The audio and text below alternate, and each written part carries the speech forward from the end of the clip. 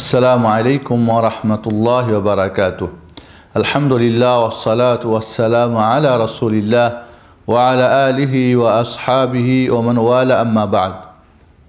يقول الحبيب المصطفى عليه الصلاة والسلام: تصافحوا يذهب الغل وتهادوا تحابوا وتذهب الشحناء রাহ মালিক।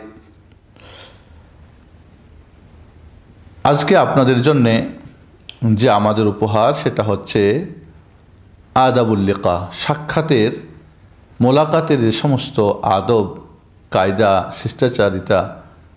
শিষ্টাচার রয়েছে, এগুলি আমাদের জানা অত্যন্ত প্রয়োজন।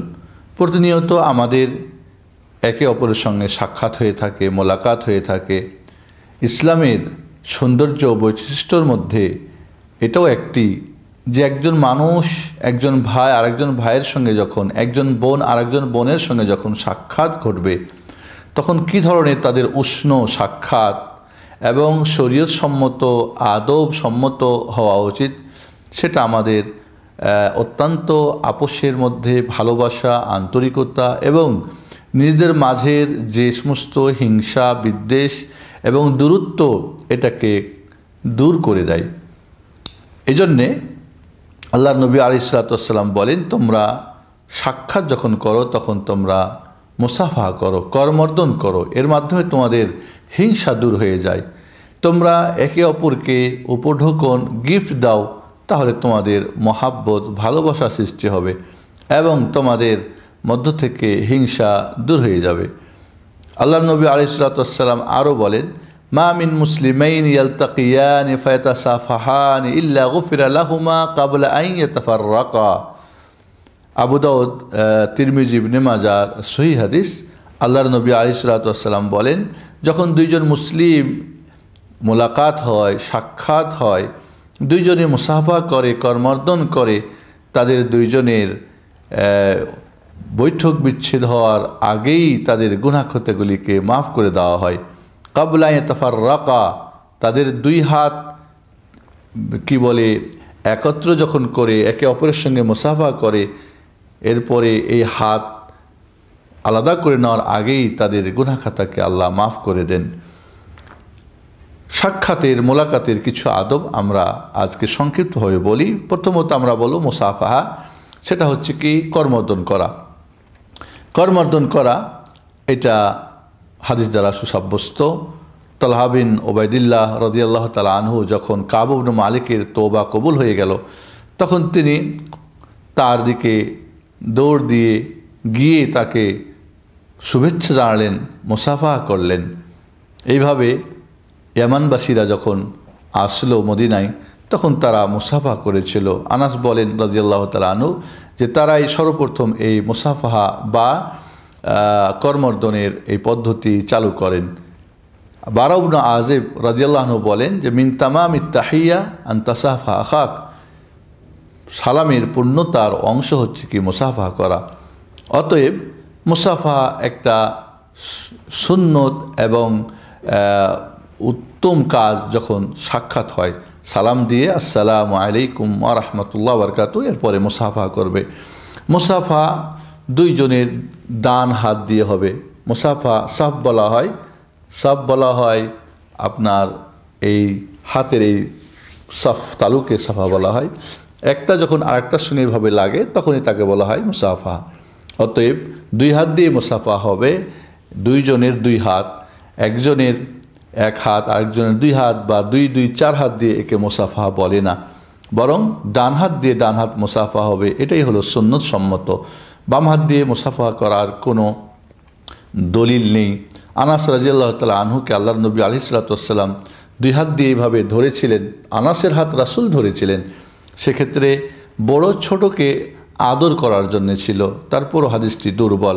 অতএব দুই হাত মিলাতে হবে। ছোটদেরকে বড়দের হাত ধরতে হলে ওস্তাদের বা বাবার বা শিক্ষকের বা পীরের এই ধরনের সিস্টেম আমাদের যেটা আছে, সেটা হাদিস সম্মত নয়।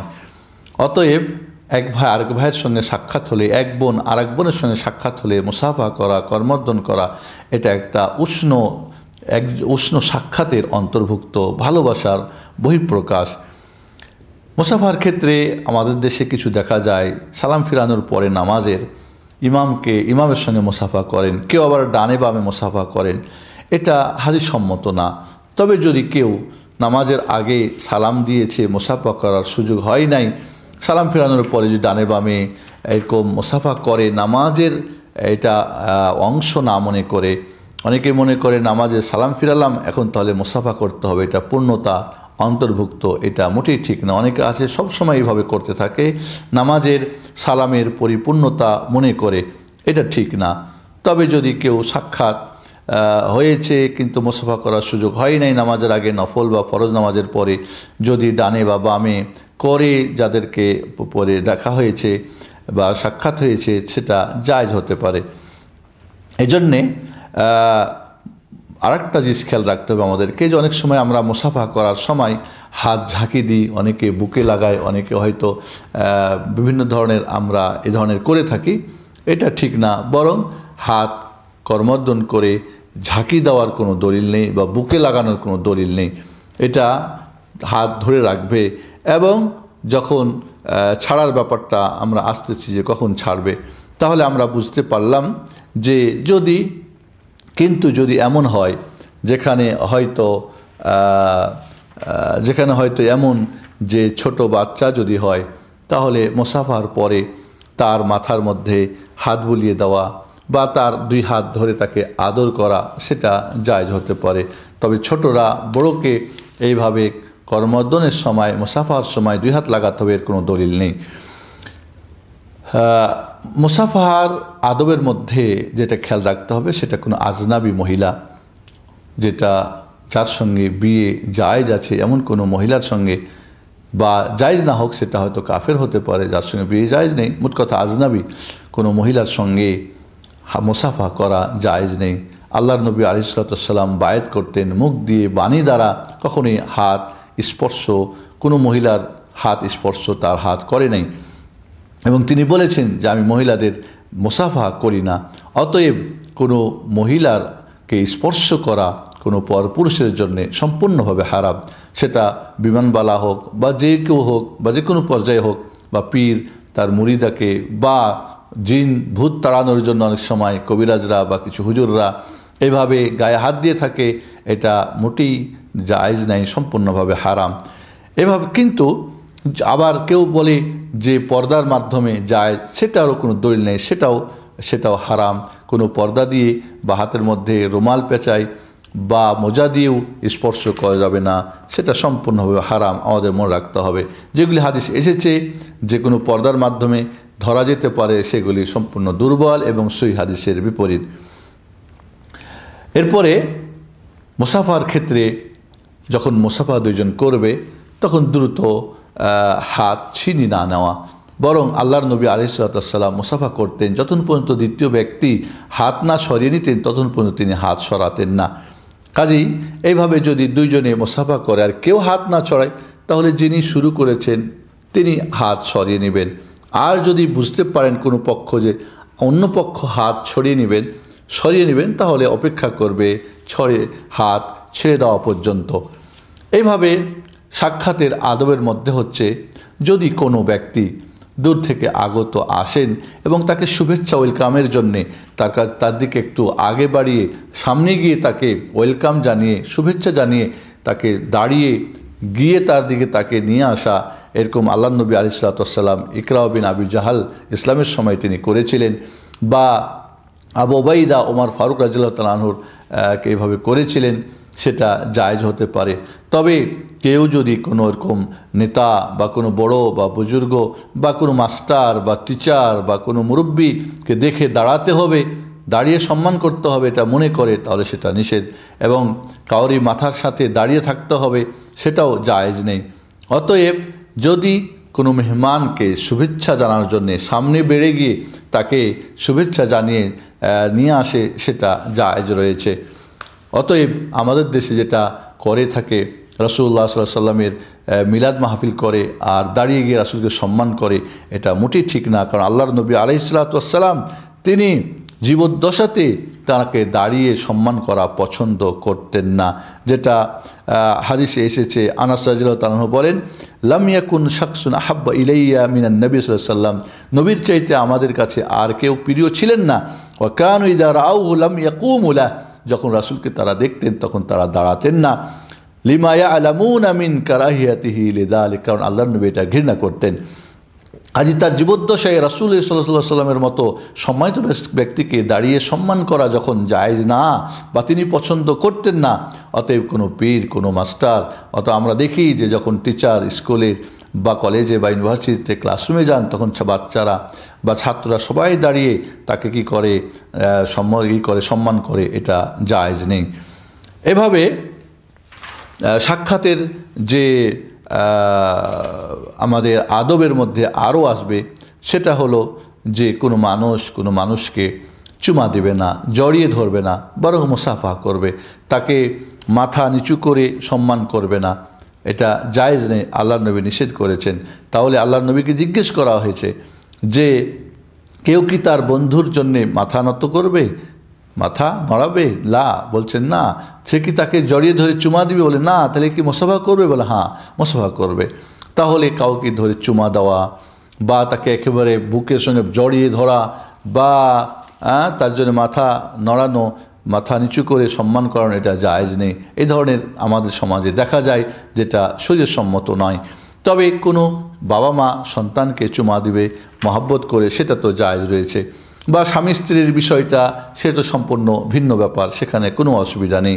একে অপরকে জড়িয়ে ধরুক, তাকে চুমো দেখ, তাকে যেভাবেই আলিঙ্গন করতে চায়, তাকে মহব্বত বা ভালোবাসা, সেটা তাদের দুইজনের মধ্যে কোনো অসুবিধা নেই। মুরব্বি যদি হয়, তাদের হাতে চুমো দেওয়া বা মাথার মধ্যে চুমো দেওয়া, এটা সালফে সালেহিন থেকে জায়েজ রয়েছে। এই ধরনের যদি কেউ করে তাহলে সেটা জায়েজ ইনশাআল্লাহ।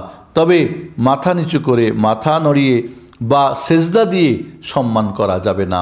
বা আমাদের দেশে যেটা কদমবুসি বলে বা পা ছুঁয়ে সালাম করে, এগুলি সম্পূর্ণভাবে হারাম, জায়েজ নেই। বিশেষ করে নববধূরা, জামাইরা শ্বশুর শাশুড়কে বা মুরব্বীদেরকে পা ছুঁয়ে সালাম করবে, যেটাকে আমাদের দেশে কদমবুসি বলে, বা পীর সাহেবকে বা এই ধরনের কোনো মুরব্বীকে, এটা সম্পূর্ণভাবে নিষেধ, এটা মোটেই চলবে না। এইভাবে আমাদেরকে মনে রাখতে হবে যে এই সাক্ষাতের আদবগুলি আমরা যাতে করে সম্মান করি। ইসলাম সম্মানী ব্যক্তিকে সম্মান করার জন্যে এবং ছোট ব্যক্তিকে স্নেহ করার জন্যে আমাদেরকে নির্দেশ করেছে। এটা আমাদের ইসলামের একটা সৌন্দর্য বৈশিষ্ট্য। অতএব আমরা আলিঙ্গনের ব্যাপারে খেয়াল রাখবো। মুসাফা এক হাত দিয়ে হবে, দুই হাত দিয়ে হবে না। আমাদের মনে রাখতে হবে যে মুআনাকা, আমাদেরকে সালামের পরে মুআনাকা বলে একটা জিনিস আছে, সেটা হলো অনুক বলা হয় ঘাড়কে। ঘাড়, ডান ঘাড়ের সঙ্গে বা বাম ঘাড়, এরপরে বামের সঙ্গে লাগাবে, মুআনাকা করবে। এটা করা শরীয়তসম্মত। যদি সফর থেকে আসে মুআনাকা তখন হবে, যদি দূর থেকে আসে, সফর থেকে আসে বা অনেক দিন পরে সাক্ষাৎ হয়েছে, সেক্ষেত্রে মুআনাকা করা সুন্নতসম্মত। সবসময় মুআনাকা করা সুন্নতসম্মত না। এবং হাত যখন করমর্দন করবে, এর জন্যে হাত যখন একে অপরের ধরে কিছু দুয়াটো আমাদের দেশে বলা হয়, কিন্তু বিশুদ্ধ হাদিসে যে নাহমাদুল্লাহ নাস্তাগফিরু বা আগফিরুল্লাহ আলাকুম বা জিদ মুহাব্বাতান, এই ধরনের কোনো সহি হাদিস দ্বারা প্রমাণিত না। অতএব এর জন্য কোনো দোয়া নেই। আমরা যেন নিজেরা বানিয়ে এ ধরনের কিছু না বলার চেষ্টা করি, কারণ সুন্নতে যেটুকু আছে সেটুকুই আমাদের করা উচিত হবে। আল্লাহ রাব্বুল আলামিন আমাদেরকে সাক্ষাতের মধ্যে সুন্দর করে মুসাফা করে, নারীর সঙ্গে, পুরুষের সঙ্গে, তবে কোনো মাহরাম পুরুষের সঙ্গে নারী বা কোনো মাহরামাত নারীর সঙ্গে পুরুষ, সেও মুসাফা করতে পারে এবং তার মুরব্বি হলে হাতে এবং কপালে চুমা দিতে পারে। পুরুষ নারীকে কোনো অপরিচিত নারী পুরুষ এভাবে কোনো মুসাফা করা চলবে না, এটা আমাদের মনে রাখতে হবে। বর্তমান সমাজে এগুলি আজ চলে। মামাতো বোন, ফাফাতো বোন বা যুবতী নারী বা বিমানবালা বা ইত্যাদি মুসাফা আজ করমর্দন হয়, এটা সম্পূর্ণভাবে নিষিদ্ধ, হারাম। এটা থেকে আমাদেরকে বেঁচে থাকতে হবে। আল্লাহ রাব্বুল আলামিন আমাদেরকে রাসূলুল্লাহ সাল্লাল্লাহু আলাইহি ওয়াসাল্লামের সুন্নতসম্মত জীবন গড়ার তৌফিক দান করুন। আমিন। আসসালামু আলাইকুম ওয়া রাহমাতুল্লাহি ওয়া বারাকাতুহু।